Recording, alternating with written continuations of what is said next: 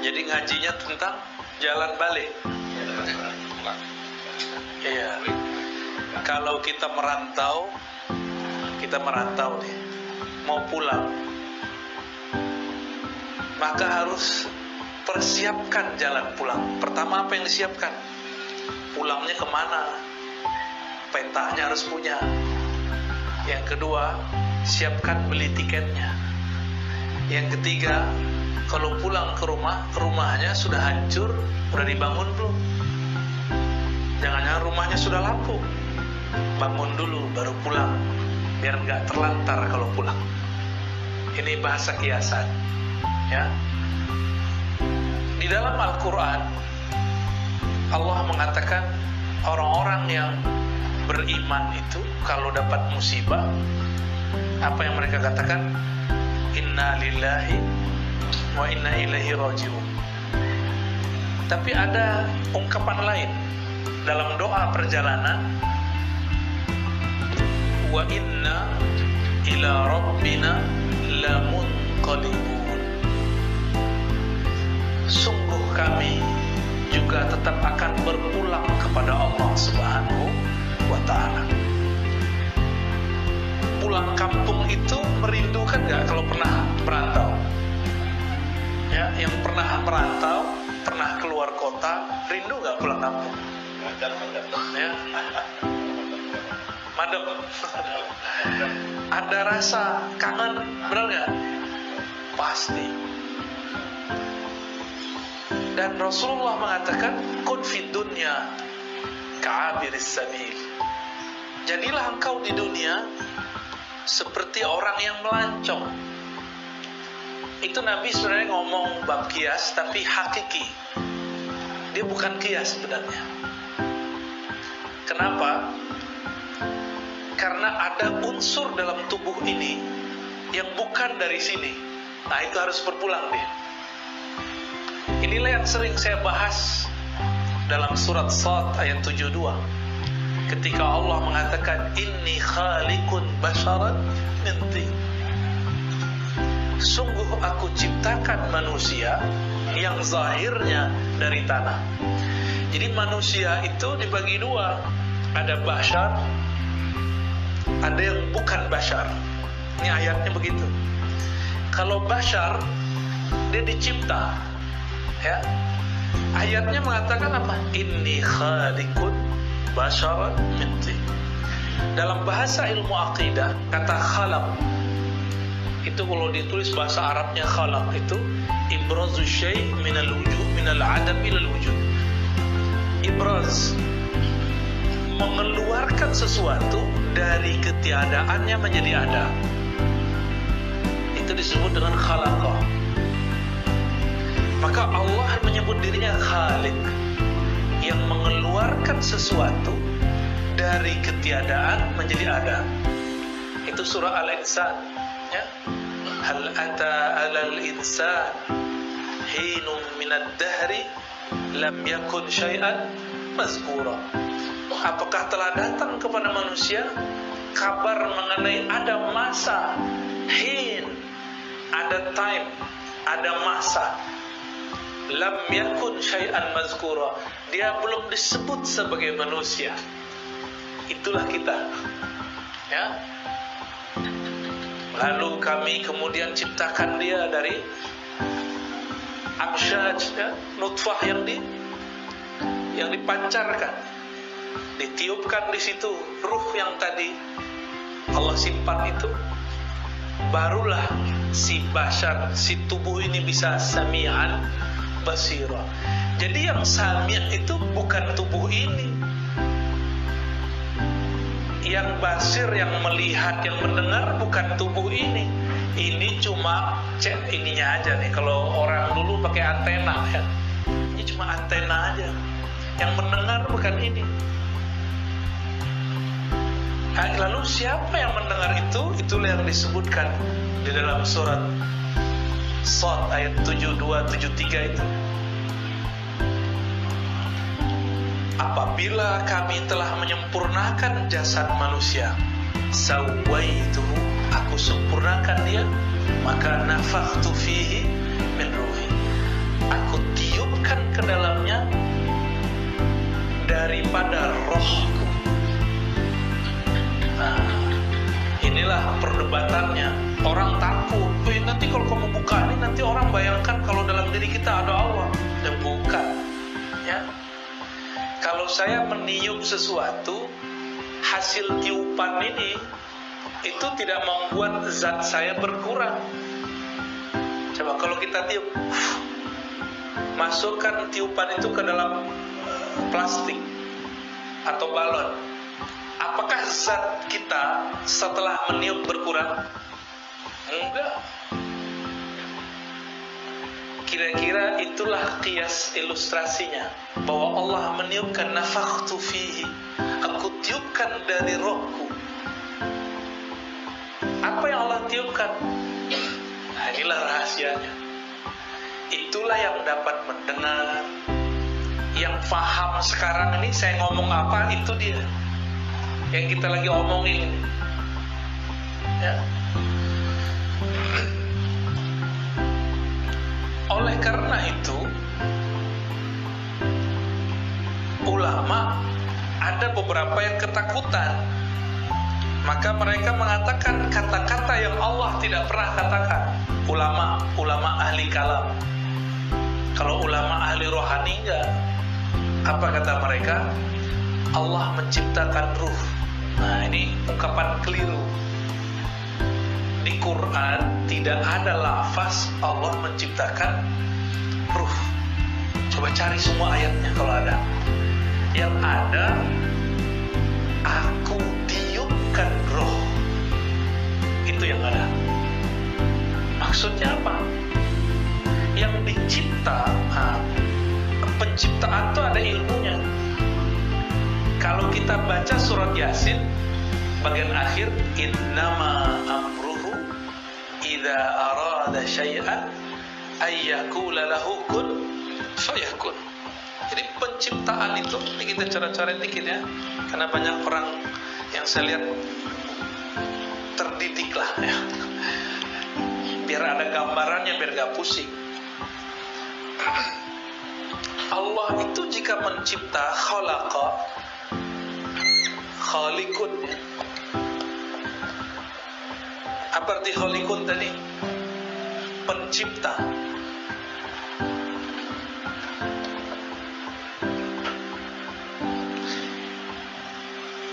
Allah mencipta itu dengan dua sifatnya, kudrat, iradat, ya.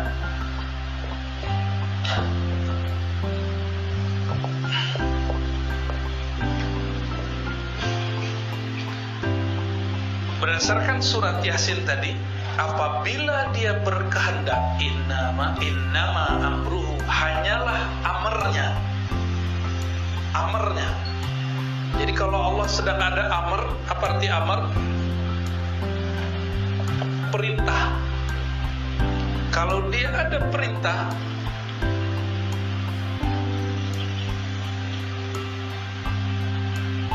atau ini ada berbeda. Aroda ya, bukan mana tadi ini. Idza arada syai'an, jika dia berkehendak kepada sesuatu, maka dia katakan apa? Kun fayakun. Dia di sini kun.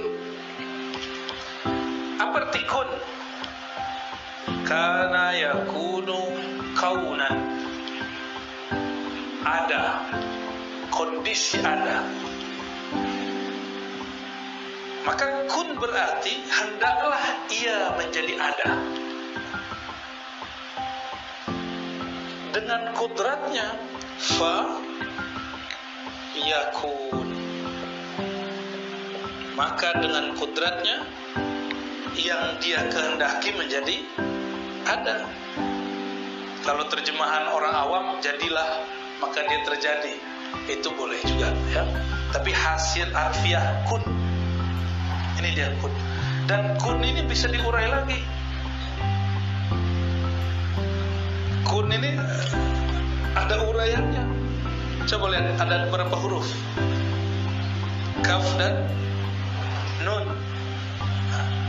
Maka di sini yang menggunakan kunnya Allah itu ada dua, satu waliullah, satu wali setan. Sama-sama pakai kun. Satu wali Allah, ya, wali Allah. Kedua wali juga. Wali apa? Wali setan. Sama-sama pakai kun.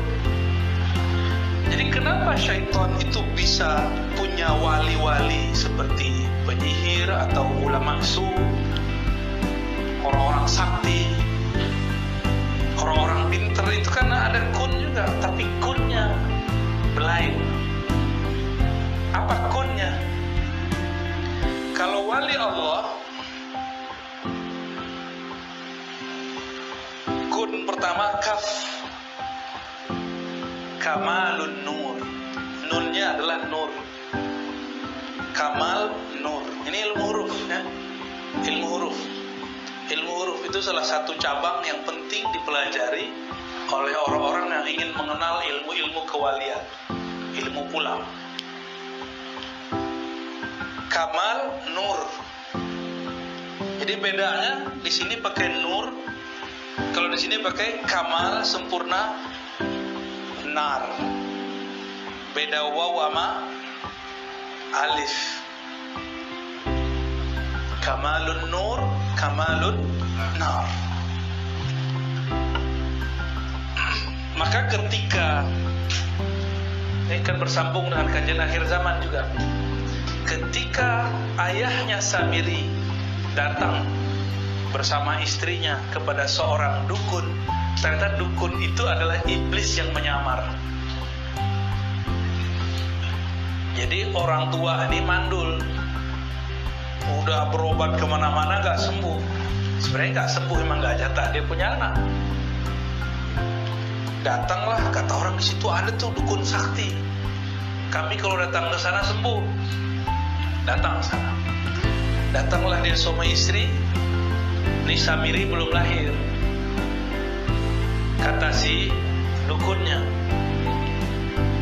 kamu boleh punya anak, tapi syaratnya satu, lakukan hubungan suami istri di kuil berhala setan.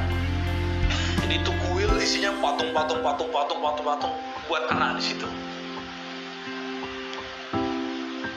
Pakai kun juga jadi. Tapi nar, api. Lahirlah anak.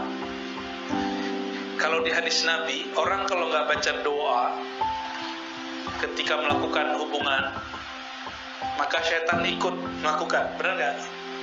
Ini udah nggak baca doa, dikerjakan di rumahnya setan. Kira-kira gimana? Anaknya anak siapa tuh? Anak setan. Kebetulan itu mbahnya setan, iblis.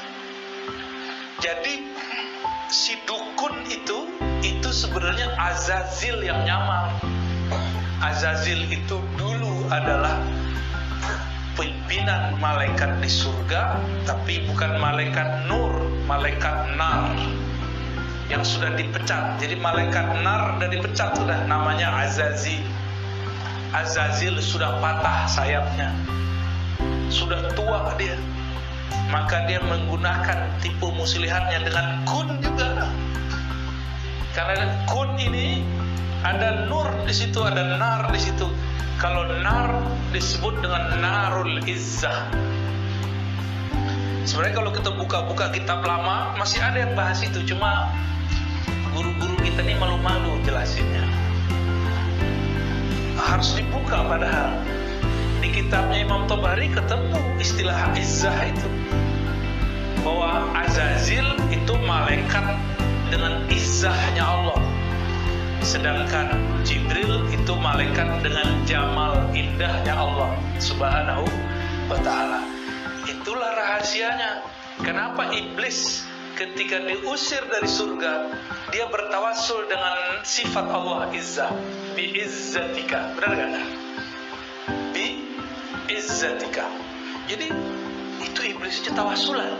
Nah sekarang ada yang melarang tawasul. Ya, iblisnya tawasul apa? Tawasulannya dengan sifat Allah Subhanahu wa Ta'ala. Imam Abul Hasan Syazili ditanya, apakah Al-Ismul A'zam, nama Allah yang agung yang jika kita berdoa dengannya tembus ke langit? Apa jawaban beliau? Al-Awliya Waliullah ismun min asma'illahil izam. Wali-wali Allah itu adalah bentuk lain dari Ismul A'zam. Maka tawasul dengan nama Allah, tawasul dengan wali itu sama. Karena mereka itu fana dalam nama Allah. Ini guru-guru kita, mursyid-mursyid kita itu makomnya fana fil asma, fana fil af'al, fana fil sifat. Dan asmaul husna itu kan 3 itu aja. Nama, af'al, sifat. Kalau zat rahasia. Ya, meskipun lafaz alif lam lam ha Allah disebut isim zat, tapi itu zatnya asma, bukan zatnya zat. Tidak ada macam-macam, Pak. Ada zatnya af'al, ada zatnya sifat, ada zatnya zat. Itu ketemu dalam doa Syekh Abdul Qadir Jilani. Ya, dalam buku yang ditulis siapa gurunya Abah Sekumpul? Beliau bukan? Syekh Qadri, oh yang mana? Oh ya, yang buku ya Syekh Husain Qadri. Itu ada di belakang itu. Doanya Syekh Abdul Qadir Jilani. Ya. Bisir zat, wa bizatis sir. Nah, itu dia. Bisir zat, dengan sirnya zat dan dengan zatnya sir. Beliau udah kunci-kunci dengan itu, dan ilmu itu keluar lagi sekarang. Dulu pernah dibuka, maka tidak akan pernah ditutup lagi sebenarnya. Cuma lagi tersimpan di dada beberapa ulama-ulama, wali-wali Allah. Insya Allah kalau ada saatnya kita jelaskan makna-maknanya ya. Insya Allah. Kalau sekarang memang kecepatannya. Sabar-sabar dulu ya. Ini aja udah ngos-ngosan kayaknya ya. Aduh, apa ini ya? Tapi insya Allah bisa diikutin ya. Bisa diikutin. Nah, khalik bahannya apa? Bahannya materi. Materi itu disebut bisa tanah, udara, api, air. Disebut 4 anasir. Oleh orang-orang Tiongkok disebut dengan ada yang kelima. Ada anasir logam. Bahkan ditambahin lagi anasir pohon. Tapi sebenarnya ini sudah gabung di tanah. Maka kita kembalikan ke aslinya yang 4 unsur anasir. 4 anasir ini Allah katakan kun, jadi ya. Jadi dari kudrah iradah ini dan kata-kata kun ini, Nabi Isa, ada orang nggak punya anak, didoain jadi anak. Ada yang sudah mati, udah dikubur, beliau pegang kuburannya pakai kun. Karena Nabi Isa itu ruhullah, kalimatullah. Dia cukup melebur dalam kalimah itu, maka dia saat itu menjadi kunnya Allah. Jadi saat itu bukan Nabi Isa lah yang mengatakan kun. Saat itu yang mengatakan kun siapa? Allah. Cuma zahirnya Nabi Isa. Karena beliau menzahirkan fana dalam sifat asma'nya, maka orang sembah dia. Itu sebenarnya. Udah dikubur, hidup. Gimana kira-kira? Orang udah dikubur, udah jadi tulang, bisa hidup dengan Nabi Isa. Kalau tadi Samiri gimana?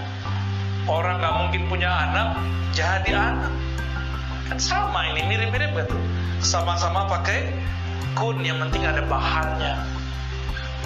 Nah, namun yang beda itu nanti adalah ruh yang ditiupkan. Ya. Maka untuk ruh nggak pakai kudrah iradah, boleh deketin dikit. Kalau ruh nggak pakai itu, ya lafaznya bukan khaliqun. Lafaznya apa? Nafakhtu, ya. Oke.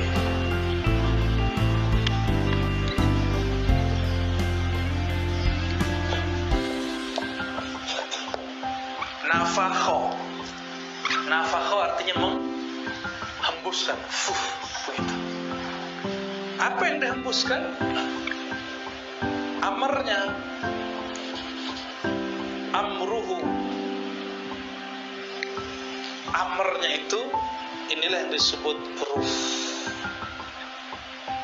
Inilah kita. Kita ini yang kemudian ditiupkan oleh Allah Subhanahu wa taala. Maka ketika si tanah, tadi kan di sini ya, khalaqa, qudrah irada,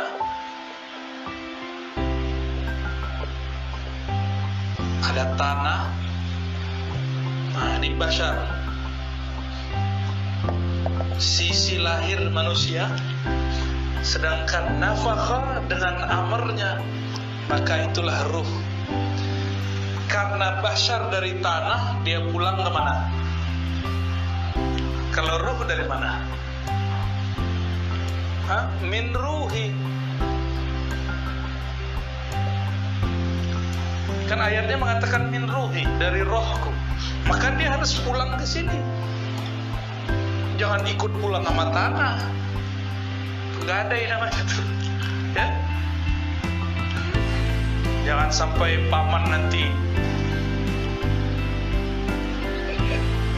tegadai di KPK kan? Harus pulang ke rakyat lagi, ya. Kita doakan, maka kita doakan semoga sifat amanah dan adil ada di dalam dirinya. Semoga orang-orang yang berkeinginan buruk Allah kemudian jauhkan darinya. Amin. Dalam hadis Imam Nasai dikatakan ciri-ciri kalau Allah mengendakkan kebaikan bagi seorang pemimpin, ja'ala lahu waziran salihan. Allah jadikan bagi dia wazir-wazir yang saleh. Saleh itu cocok, bukan soleh itu banyak sholat, bukan. Wazir yang membantu, tim yang cocok lahir batin, yang tidak mau memanfaatkan tapi sama-sama ingin memberi manfaat.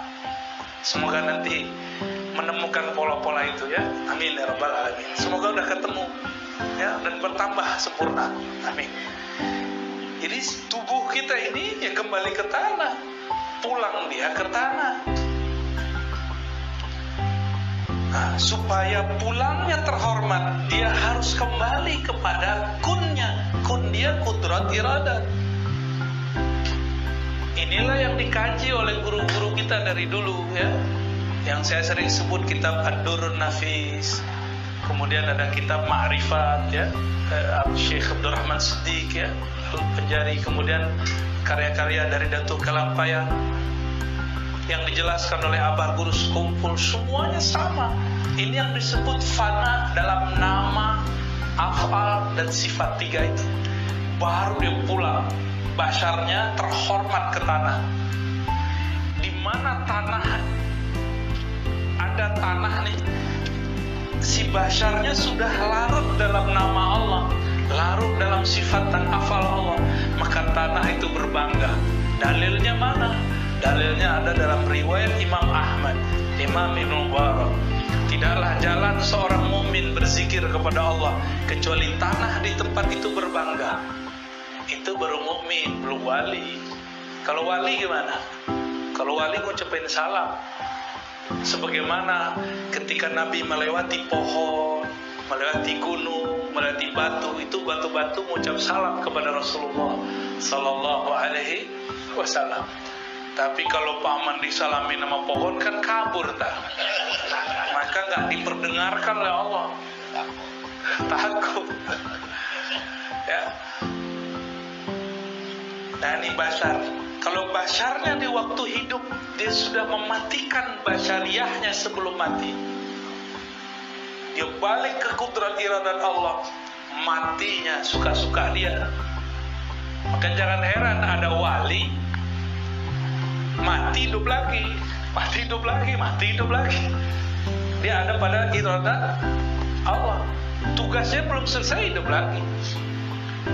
Sampai selesai tugasnya baru dia ditanam dalam tanah. Baru ditanam. Ini rahasia kenapa kok ada wali bisa hidup lagi. Bagi saya itu biasa aja, karena ngerti metodologinya. Mungkin bagi orang awam, wah itu tempat sakti, itu keramat. Ya emang dia karamah. Karamah artinya yang mulia karena sifat dan asma Allah. Gak usah jauh-jauh lah. Ya, kalau di kantor Paman Birin nih, ada orang, ada pegawai nih yang pakai kartu nama, bisa masuk nggak? Kalau dia bukan undangan, di hari biasa, di ruang kerja, kan nggak bisa masuk. Pas rapat, nggak punya nama, bisa masuk? Nggak bisa. Nama itu penting walaupun cuma ditulis kecil. Nah, untuk masuk ke situ, ini kalau di sini kita namanya kepada sifat Allah apa? Maka seorang hamba itu kepada Allah ada hubungannya dengan asma dan sifat. Ada yang Abdul Karim, ada yang Abdul Sabur, ada yang Abdul Hayy, ada Abdul abad begitu. Nah, cara mengetahuinya sementara bacalah Asmaul Husna dan maknanya, nama mana yang paling menyentuh kita. Barangkali cara masuk ke kudrat iradat Allah dengan itu. Ya, itu penjelasan dari Imam Zarruq. Imam Zarruq kasih jalan begitu. Tapi nanti kalau di akhir zaman sudah begini, itu dikasih unjuk. Kamu itu abad apa gitu. Abdul Hakim, Abdul Karim, itu nanti ada nama-namanya di sini.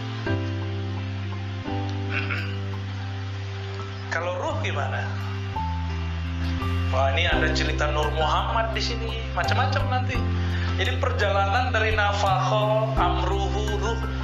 Wah, ini yang harus kita keep dulu ya. Sabar-sabar dulu lah. Mungkin besok atau ntar malam di mana? Mungkin tergantung ahwalnya turun lah. Kapan jadinya kita jelaskan. Hubungannya apa? Ini Nur atau yang ini?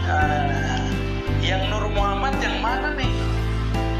Nur Muhammad itu ada lapisan luarnya, ada tengahnya, ada dalamnya.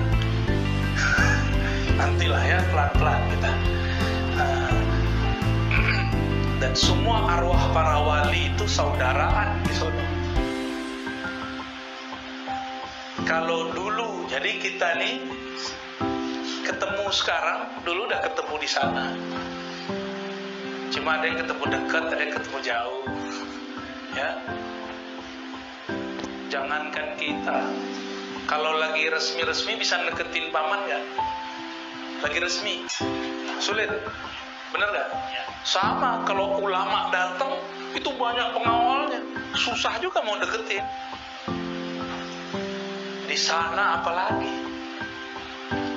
Ya, di sana jika di bumi ada Ka'bah yang bendanya benda bati, dikelilingi oleh tubuh, ada Ka'bah rohani, itulah wali-wali Allah.